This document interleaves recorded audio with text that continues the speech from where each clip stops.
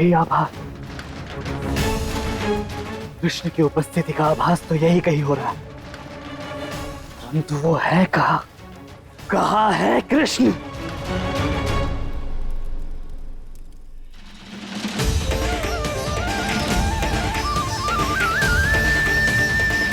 कृष्ण की उपस्थिति का आभास तुम्हें तब होगा व्योमेश, जब कृष्ण स्वयं चाहेगा।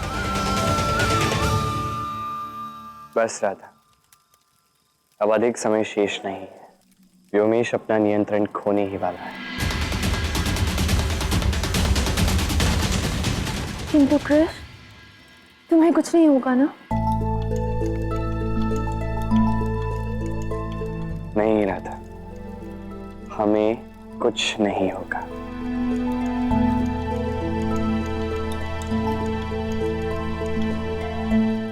मैं जानता हूं कृष्ण कि तुम यही कहीं हो। थोड़ा भी बल है तो फिर सामने आओ और सामना करो मेरा। आओ कृष्ण, अपने पौरुष और पराक्रम का प्रमाण देने का यही अवसर है तुम्हारे पास, क्योंकि आज के बाद तुम जीवित ही नहीं बचोगे।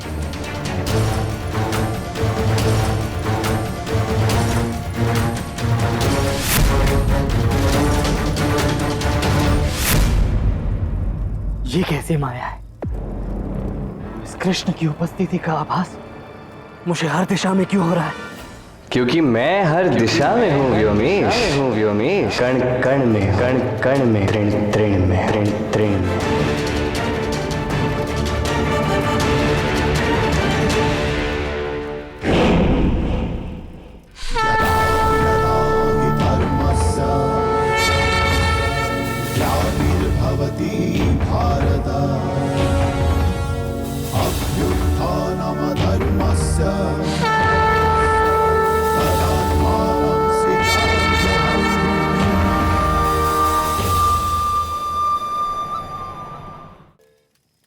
तो राधा उचित कह रही थी, तुम यही हो। मेरा विवाह तोड़ने आए थे ना, अब मैं तुम्हारे शरीर का जोड़ तोड़ूंगा। वो क्या है ना व्योमेश, किसी को तोड़ने के लिए पहले उसे पकड़ के दिखाना होता है। मुझे पकड़ के तो दिखाओ। आओ देख क्या रहे आओ।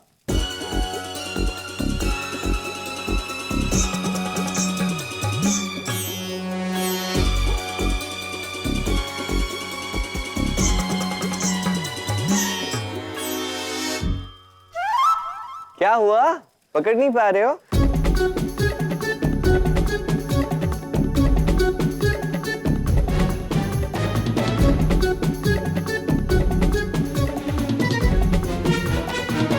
और व्योमेश, किसे ढूंढ रहे हो? मैं यहाँ हूं।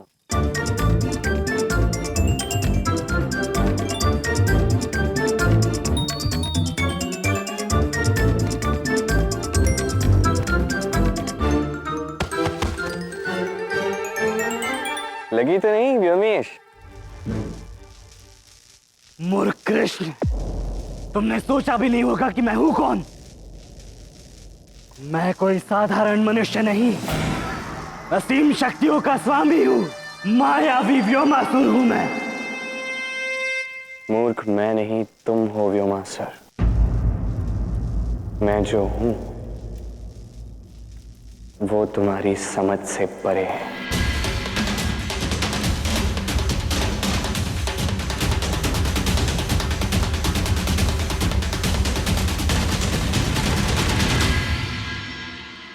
यशोदा,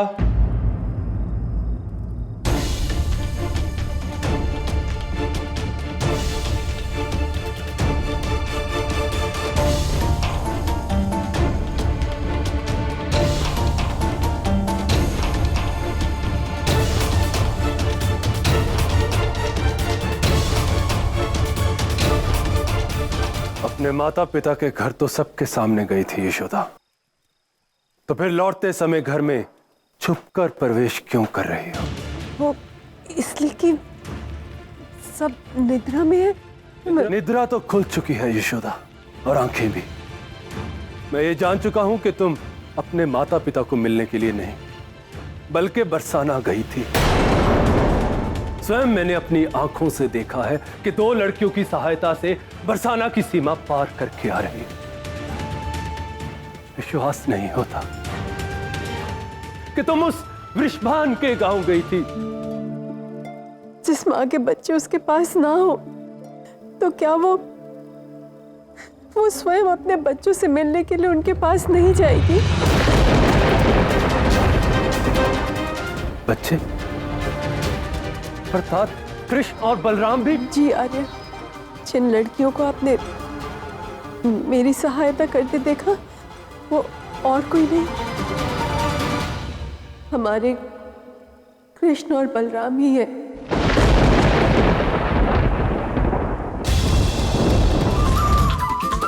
व्योमासुर,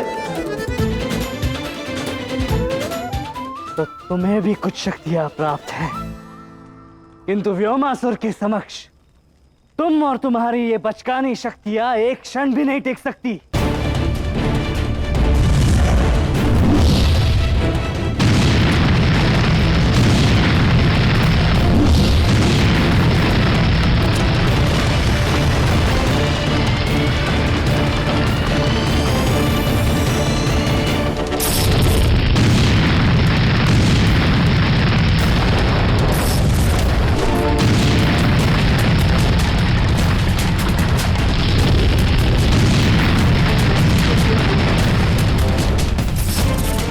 अरे मुझे क्षमा कर दो। मैंने कुछ नहीं किया, मैंने कुछ भी नहीं किया है। भूल हो गई, आपके सामने खड़ा हो गया मैं। असुर जी, मुझे कुछ मत करना।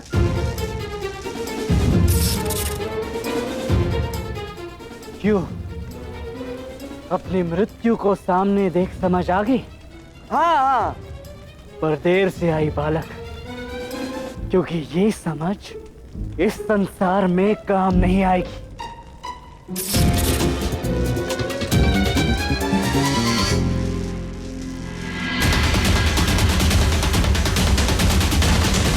नहीं, मुझे मत मारो। मैंने कुछ नहीं किया, मुझसे भूल हो गई, माफ कर दो मुझे।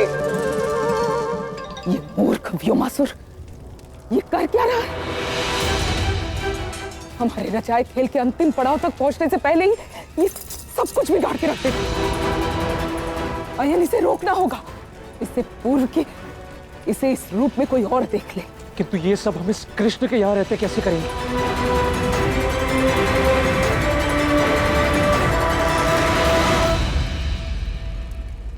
हमें कृष्ण को बचाना होगा। ये तुम क्या कह रही हो? यही एकमात्र मार्ग है। इससे हम इस मूर्ख असुर को रोक भी पाएंगे और कृष्ण के सामने हमारा सत्य प्रकट भी नहीं होगा। कृष्ण!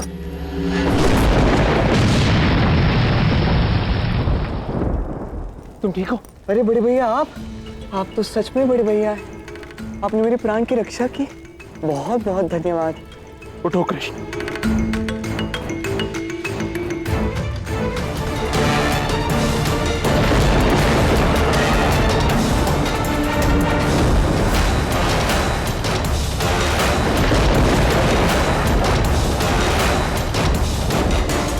कृष्ण, अब तुम नहीं बचोगे।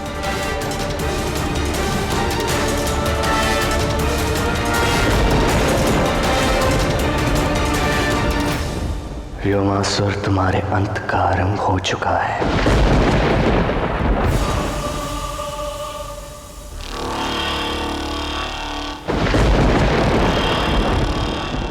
माँ, बाबा, देख लीजिए, ये है व्योमेश की वास्तविकता, इसका असली रूप। ये कोई मानव नहीं, असुर है।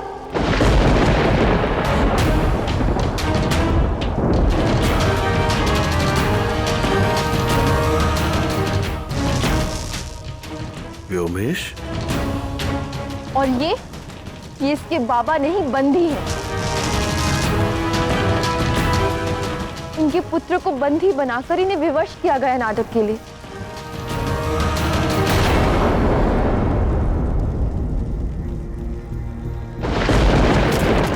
मेरी वास्तविकता को सबके सामने प्रकट करके तूने बहुत बड़ी भूल कर दी है,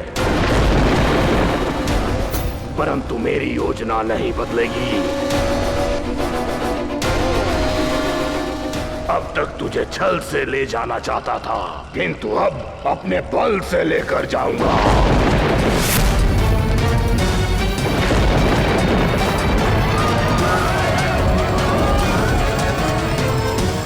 मूर्ख लड़की,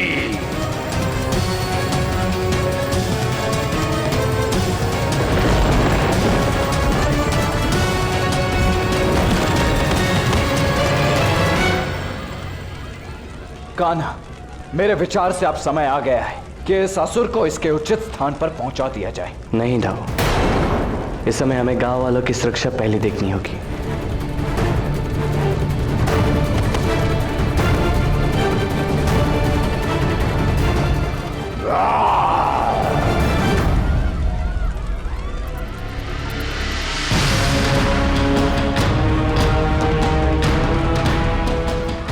राधा को तो मैं लेकर ही जाऊंगा।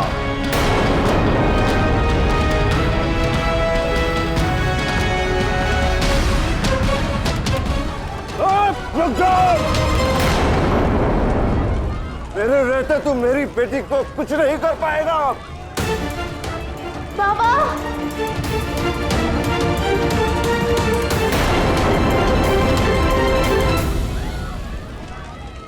दो मित्रों के मिलन में आप बाधा क्यों बनने जा रहे हैं दाऊ?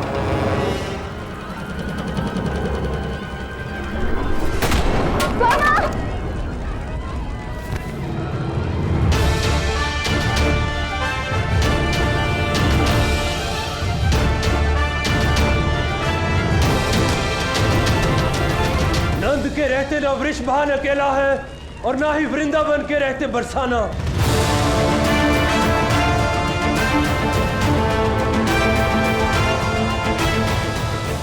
मित्र,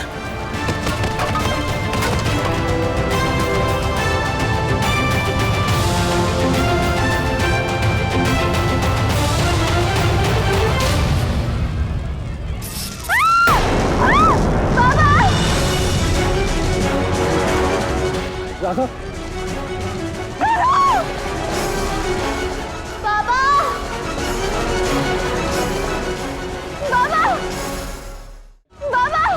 राधा, राधा!